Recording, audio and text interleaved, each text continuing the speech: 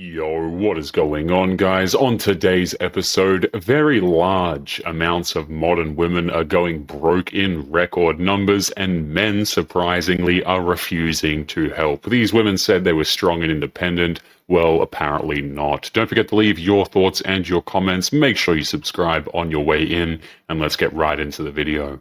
This is my proof that I think that the population is going to slowly decline, because I am in a room of like 100 men, and not one of them has approached. I just think men this day and age don't want to date. A room full of men left her alone, and she jumped straight to blaming the birth rate. Nobody approaches in a packed bar because getting shot down there costs way too much to men. The men just did the math that she never actually had to. Was what happened to all the guys that, like, where are the alpha males that pursue with intention and date for marriage? Is that gone forever? Is that lost forever? I feel like I'm in a sea of people, partly because I live in San Diego. It's just a bunch of Peter Pans that never grow up.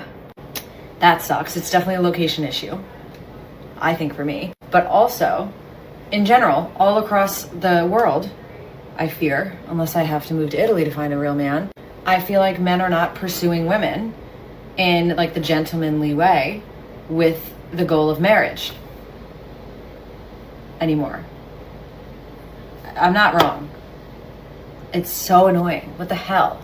Like, men in their late 30s are still playing around. The men are still there. They just stopped pursuing women who talk about them like this. Moving to Italy will not fix a problem that gets on the plane with her. She calls men in their late 30s immature while asking those same men to lead her to an altar. Ridiculous. A girl is hard because I will reject man after man after man trying to look for the one, and then once I find the one and I'm like, yup, that's my husband, he rejects me. Right. I'm gonna be lonely forever. She rejected every man in the line and is stunned that the last one had a choice too. Turning people down is only fun until one of them turns first. I don't think men like women anymore. I don't think that men desire us women anymore, us real women. I don't think that they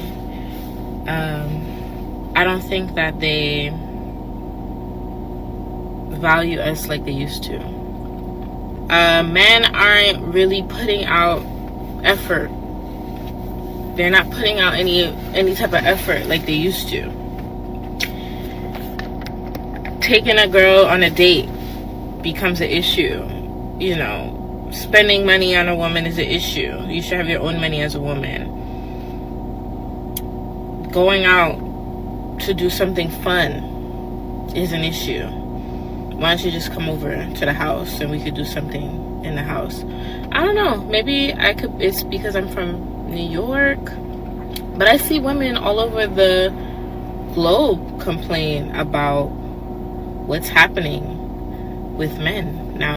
Every item on her list of missing effort turns out to cost money. Men noticing that is not the same as men losing interest. Each complaint that she names has a dollar amount attached to it. Funny how that works.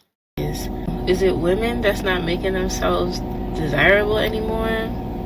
Because there are beautiful women out here. Beautiful women, ambitious women, caring women, nurturing women who are outside looking for love. And men that just can't keep up with that. Like, they're not communicating with them. They're not willing to hang out and do fun things. What happens to the fun in life? What happened to life being exciting and fun and, you know, going out and discovering the world? What are y'all doing? She describes an entire set of ideal women and never asks why the quote-unquote ideal ones are all still single. Men did not stop chasing because they got tired. They stopped because they ran out of reasons to actually do it. Her question already has an answer. She just doesn't want it. What are y'all men doing other than that? What are y'all doing? What are y'all doing Like, what are all y'all men doing? What are y'all doing? If it has nothing to do with a woman, what are y'all doing? Are y'all working? Because we're working too. Women are also working, and we still can do things. We still can go on vacations. We can still go out to eat. Why are us women going on vacations with our friends? We're going on vacations with our friends. We're going out to eat with our friends. We're going to do fun things outside with our friends. We're celebrating birthdays with our friends. Where are y'all? What are y'all doing? What are y'all doing? Where are you guys? Where are you? Where do you guys exist? Vacations, dinners, and birthdays with the girls all get listed before the question about where men went. Men are funding that same life for themselves instead. Nothing in her list left a space for anybody to fill. Immediately dismiss it as hyperbole. But what they should do instead is look at why it is true for women that they feel like men hate us. This statement is emotionally true for many women. We feel like men hate us. And what that actually means is a whole bunch of things. It means that many men do actually hate us. It means that we feel that the patriarchy has set women up to fail. We feel that the patriarchy is against us. And we know that a lot of the time men don't love us. They love what we do for them. A lot of men have conditional attraction toward women because they don't respect us as humans. They don't respect our whole personhood. They only respect us as an extension of them, i.e. what we or our relationship to them says about them. Men will simp after the respect and admiration of other men, not the respect and admiration of women, but being with women and having women is something that men can do to gain respect and admiration from other men. And women see this, and women feel this, and women know this. Conditional affection is the idea that basically women are there to be caregivers, wives, mothers. The claims start as a feeling, and then she treats that feeling as proof. A man enjoying what a significant other does for him gets called hatred instead of a normal trade. Ask her for the one real example, and there is nothing there. The argument just runs on vibes entirely. But being with women and having women is something that men can do to gain respect and admiration from other men. And women see this, and women feel this, and women know this. Conditional affection is the idea that basically women are there to be caregivers, wives, mothers, lovers. We need to serve a particular role for men, what we do for men. And if we neglect to do that or decide we don't want to do that anymore or challenge that, then we are no longer useful to men. We are no longer serving our role as women to men. So therefore they begin to hate us.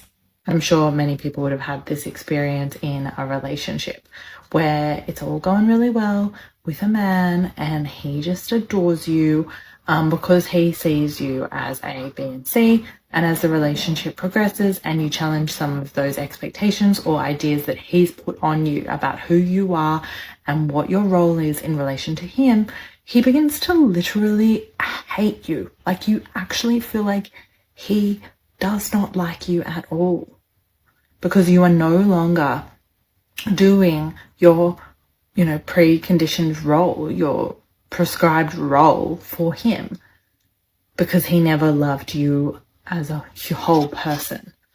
Every relationship has both people doing things for each other, and only his half gets called a trap. A man losing interest once the terms change is somehow proof of hatred. She built it so any man walking away proves her right. There is no version of this where a man comes out looking good.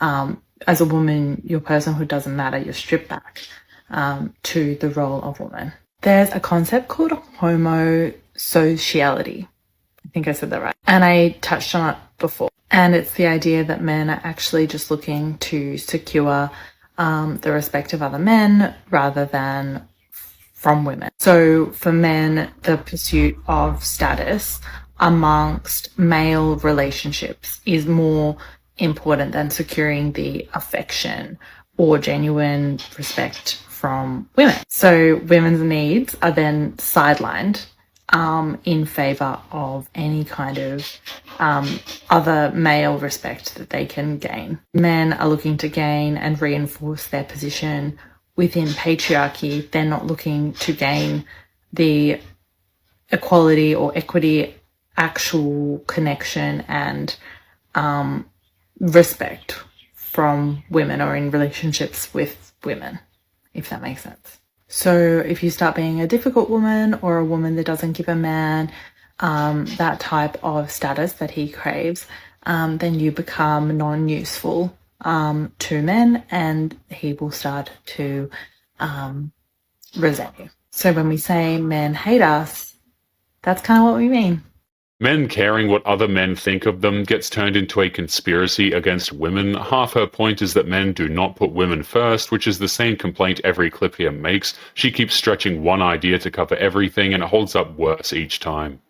I am absolutely convinced that men don't actually want relationships. Like, men want their lives as is. They want to go about their day exactly as it is, do whatever they would normally do, and just want somebody there when it's convenient for them, or, you know, for the things they want to do. Like, convince me I'm wrong. A man protecting his own time gets described here as a refusal to commit. Daring the audience to prove her wrong is not a question, it is a conclusion looking for applause here. A man who likes his own life is not the crisis that she thinks it is. You are being a doormat. I'm letting you know. I'm looking you in the face because you brought this case here. It's been 5 years. It's been 5 years. You're not losing the whole 5 years. You're gaining the next 5 years. You are gaining the But I want to have them with him. I want to have the 5 years with him. I don't want to start all over again. That's too much. Right. It's too much. And you know what? Right, what? You agree? Yes, I want to be with you, but Then you know what? No, you know what? Around, you either marry me or you reimburse me. It's that simple. I have the ring already. All you got to do is get on your knees and propose. Your Honor, she is not going to rob I'm me not of my gonna- manhood That's and another demand that I'm going to do it that way. I'm going to get a ring. I'm going to propose to Here, her when take the this time one. is right. Take this I one. have not even Take got this to build a relationship with her family. In case no one else has figured this out, y'all are not compatible. You are living in a fantasy world, baby. In a fantasy world. A grown woman is on the floor begging while a room full of people laugh at the recording. The man holding the phone is the only one in frame keeping his composure. This is footage that ends up in every argument. This is not your husband. Your Honor, I spent so much time invested in him. Your It's not fair. boyfriend. It's not fair. It may not be fair, but it's true. Baby, he is not your husband. Please. And you are not going to sit here on this room with me and cry over somebody that does not deserve your tears. Absolutely not. Are you saying you don't want me? I do want to marry you. Here, Your Honor, tell her. Your Honor, I have one more thing to say, and I did not want to bring this up. But I went through her phone, Don't they all? and I saw her having a conversation with somebody, and I found out she's been lying to me, and she has her tubes tied. You know that. You know I wanted to have a baby with you. You know I want to marry you. Or But you've been Val. lying to me. You've been leading me on this entire time. I was gonna tell All you your or about. tools tied. Yes, they are. I was gonna tell you, but they can be reversed. It's $10,000. I already have the doctor on speed Okay. dial. What's up? What's up? I have the doctor on speed dial. He can lying reverse to me. those. He can reverse that. That's easy. Your Honor, So, Miss Thompson, to be honest with you, if you've been saying you wanted to have a baby and he found out X amount of months ago, how long did you have that procedure? How long ago? 20 years ago. How many? 5 years of waiting is being presented as a debt that he owes rather than a choice that she made. He answered that he will propose on his own terms, and the room treated that as an insult, an ultimatum to marry. I mean, you might as well not marry at that point. oh my God.